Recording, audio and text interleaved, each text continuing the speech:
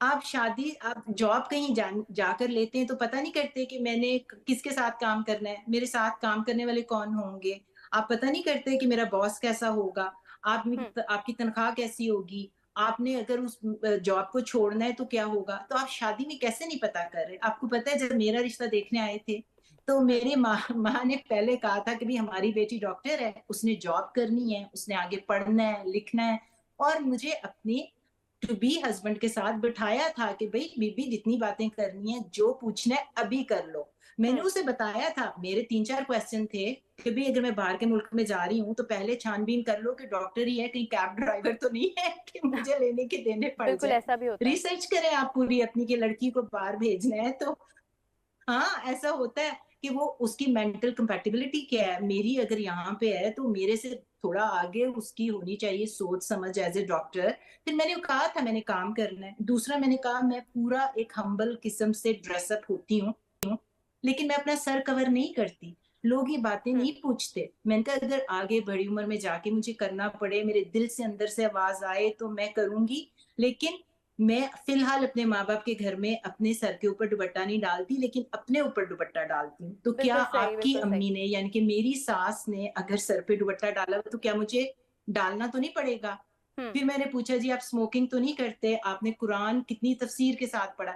जो चीज़ें मेरे लिए ज़रूरी थी, वो मैंने पूछी। मुझे उस हुँ, चीज़ का शऊर मेरे माँ-बाप ने दिया था, उसका कॉन्फिडेंस मेरे माँ-बाप ने दिया था कि हुँ। भई तुमने आगे ज़िंदगी गुज़ारनी है, जो तुम्हारे लिए ज़रूरी सवालात हैं, वो पूछ लो। कल को ये ना बहुत हो कि शुक्रिया, वो काम ना करने दें और बहुत फिर घर शुक्रिया बैठ डॉक्टर जाओ। तो साहिबा ये आपका, चीज़ें तो आपने अपना शादी से पर्सनल पहले के वाक़या शेयर पूछने किया की है। है ना।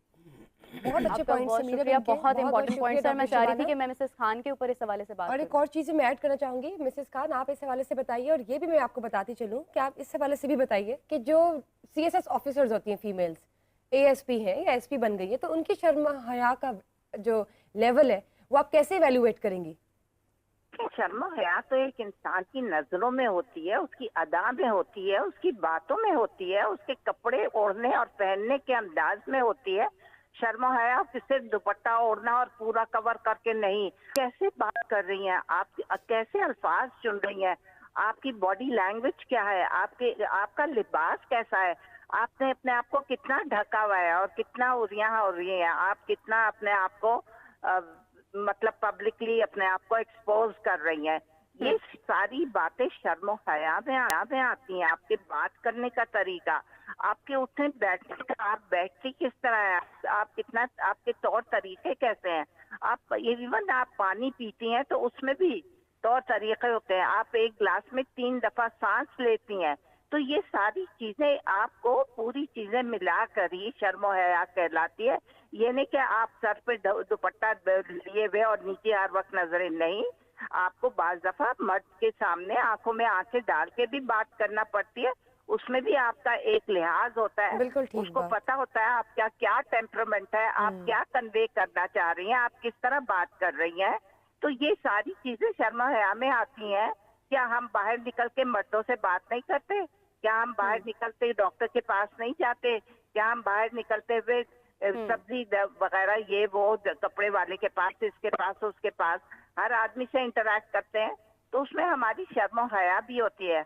हम जहाँ जाते हैं उस माहौल में ढल जाते हैं। बाजारों में हम अगर जीन्स वगैरह टाइट्स वगैरह पहन के जाए तो वो नहीं अच्छा लगेगा। आप जरा अपनी चादर पहन ले, अगर पहना हुआ है थोड़ा ढांप ले अपने आप को, जरा चादर वादर पहन के चली जाए हल्की सी, या किसी तरीके से अपने आप को इतना नुमाया ना करें। हुँ, जो लड़कियां आजकल कर रही हैं, मटक मटक झटक झटक के चल रही हैं, वो जरा कम कर दे, अपने आप को शो ऑफ कर कम करें और तरीके से रहें। तो ये यही तो शर्म हया है। ये सब चीजें जो है शर्म हया में आती हैं। अगर आप बैठी हुई हैं महफिल में तो तरीके से खाएं, बातचीत मुख्तसर करें और तरीके से करें। ये सारी बातें शर्म हया और इसमें आती हैं।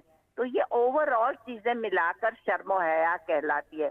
वो नहीं कि सर नीचे किए हुए, जो सर ढके हुए वो शर्म हया है। हुँ, ऑल ओवर योर जो आपकी आपकी पर्सनालिटी है उसमें नजर आना चाहिए कि आप में कितनी शर्म हया है।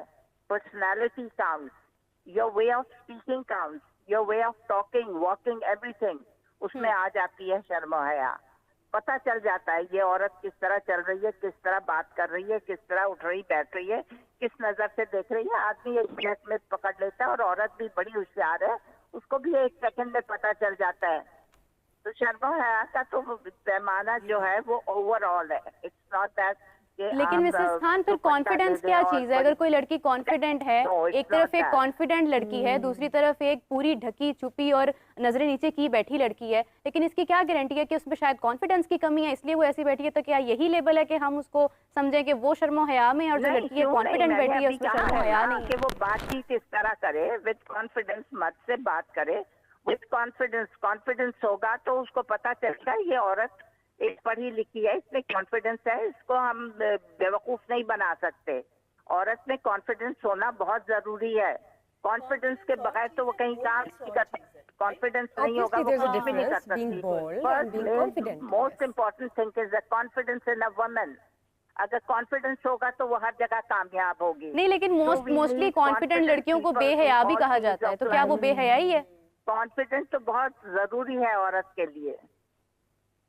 अब जैसे मैं कॉन्फिडेंट होकर मर्दों के सामने बात कर लेती हूँ, इसका ये मतलब थोड़ी है मुझ में शर्मो हया नहीं। शर्मो हया के साथ आप कॉन्फिडेंटली और शाउटली कर सकती हैं आप अपना काम और कन्वे कर सकती हैं अपना message what ever you want. ठीक हो गया। आप राबिया इस बारे में क्या कहेंगी?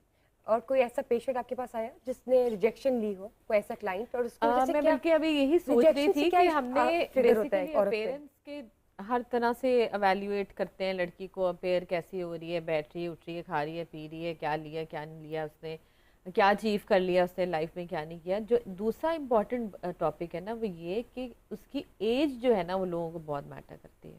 ठीक है, the moment she is 25 parents को हो जाता है कि जी बस जल्दी, और बल्कि पाकिस्तान है तो पाकिस्तान के अंदर तो और भी अर्ली होता है। द मोमेंट शी इज़ 18 19 तो साथ ही वो शुरू हो जाएंगे पेरेंट्स उसको पैनिक करना कि बस जल्दी जल्दी रिश्ता ढूंढो, रिश्ता ढूंढो, रिश्ता ढूंढो। एंड बाय द एज 25 और माइट भी 30, अब तो 30 तक भी आराम से चली जाती है लड़कियाँ। जब तक वो 30 की एज तक पहुँचती है वो इतनी बेजार हो चुकी होती है, वो इतनी रिजेक्शंस ले के उसका ये हाल हो जाता है कि वो दिल करता है कि बस अब मैंने करनी ही नहीं है। बहुत सारी ऐसी क्लाइंट्स मेरे पास आई हैं, देवर लाइक के हमें इतनी रिजेक्शन मिल चुकी है कि हमें अब शादी करनी ही नहीं है, बेहतर है कि हमारे पास कोई और आए, हमें कोई देखे, हमें एवेल्युएट करे, जज करे और हमें दोबारा से रिजेक्ट करके जाए। इससे बेहतर ये है कि हमने शादी करनी ही नहीं है। तो जैसे आपने बात की कि मेरे पास ऐसे client, of course I have lot of clients, पीछे पास में बस बहुत ऐसी क्लाइंट्स रही हैं, करंटली भी ऐसी है। तो अब वही वाली एज है ना कि बात है कि जैसी उसकी age she is you know forwarding towards 30, तो वो इतनी ज्यादा पैनिक हो चुकी है कि उसको पैनिक अटैक्स भी आते हैं एट टाइम्स। एज क्या है आपको क्या लगता है कि क्या एज का म्यार है कि असल एक्चुअली एज क्या होनी चाहिए शादी की, और किसको ओवर एज कहा जाता है? मेरा ख्याल से there is no over age. मैं आई बिलीव कि देयर इज, जब आप कंफर्टेबल हैं, when you are happy, when you are satisfied, that is the right. अच्छा, मैं चाहूंगी आप यही सवाल जो है ये मिसेस खान से भी डिस्कस करें। आप समझती हैं कि कोई एज नहीं है शादी की? मैं बिल्कुल करना चाहती हूं, लेकिन मिसेस खान से आप आपका दिल मुतमईन है, you can go for this contract. Yes, why not? Mrs Khan, आप इस हवाले से बताइए कि लड़की की असल उम्र शादी की क्या है? पीक पे जो शादी का एक नंबर है ना, शादी 21 20 23 24, ये बताएं कि असल उम्र शादी की क्या होनी चाहिए लड़की की, और ओवर एज हम किसे कहते हैं? आई टेल यू, देखिए ओवर एज हो जाती है तो फिर औरतों के दिमागों में बहुत बातें आती हैं। ओवर एज आप किसको कहती हैं? कौन सी उम्र में एक लड़की ओवर एज होती है? कंसीव नहीं कर सकेगी, ये ओवर एज हो गई। अब इसमें प्रॉब्लम्स आ जाएंगे। औरतें बहुत ऑर्थोडॉक्स होती हैं, अब ये पता नहीं बच्चे पैदा कर सकेगी या नहीं। आफ्टर 30 ये क्वेश्चंस आते हैं। सो 30 इज द मैक्सिमम एज के you should get married.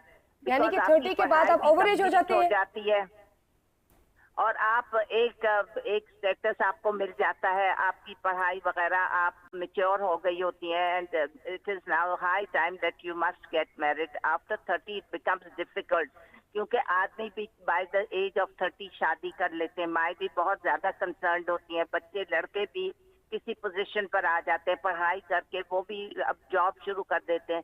Bye 30 maximum, bye 32 में भी हाय बड़ा हो गया लड़का, इसके लिए लड़की ढूंढो।